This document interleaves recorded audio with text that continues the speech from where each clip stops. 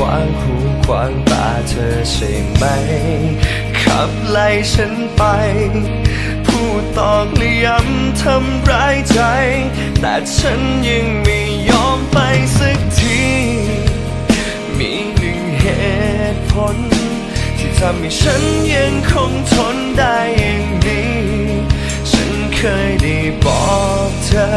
เคยได้ย้ำเธอแต่ว่ามันคงไม่เคยดังถึงใจเธอสักทีฉันรักเธอและฉันรักเธอคนเดียวเข้าใจไหมรักเธอได้ยินไหมรักเธอคนเดียวเหตุผลมีเท่านี้หากว่าหัวใจเธอไม่รับฟังยังจะหวังให้ฉันเดินจากไปบอกเธอเอาไว้ว่าฉันทำไม่ได้ไม่สนในศักดิ์ศรีแค่ให้ฉันนั้นได้มีเธอก็พอ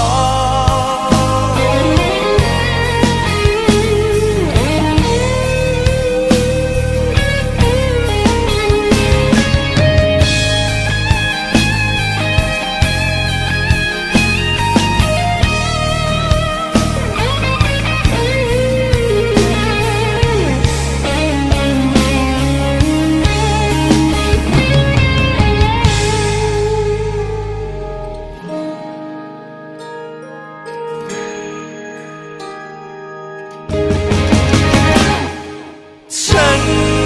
รักเธอและฉันรั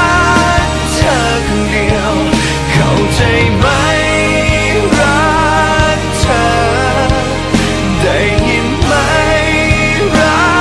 กเธอคนเดียว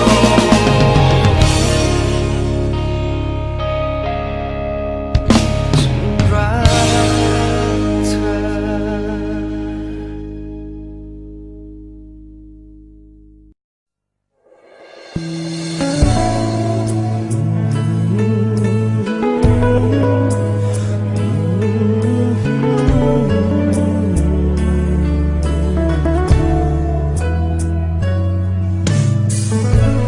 จากวันมาเป็นเดือนจากเดือนมาเป็นปีกับสิ่งที่เคยมีฉันคิดว่ามีความหมายพูดจากันด้วยหัวใจท้องฟ้าดูช่างสดใสและสวยงามแต่สิ่งที่ฉันเห็นจากเธอในวันนี้เธอบอกกับฉันคนที่ไร้ความหมายจากนั้นเองก็เข้าใจว่าใครทำใจเธอไม่เหมือนเดิมเธอพู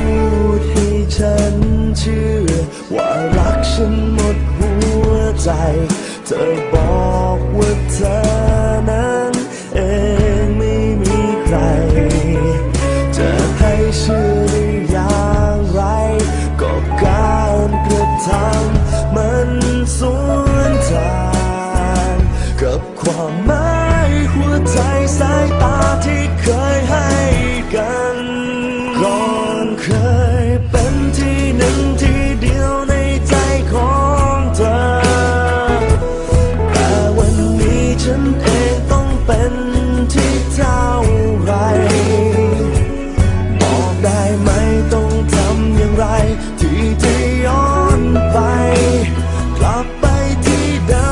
มที่เธอต้องการเหมือนวันเก่าอีกสักครั้งขอเธอได้ไหมที่เดิมหัวใจ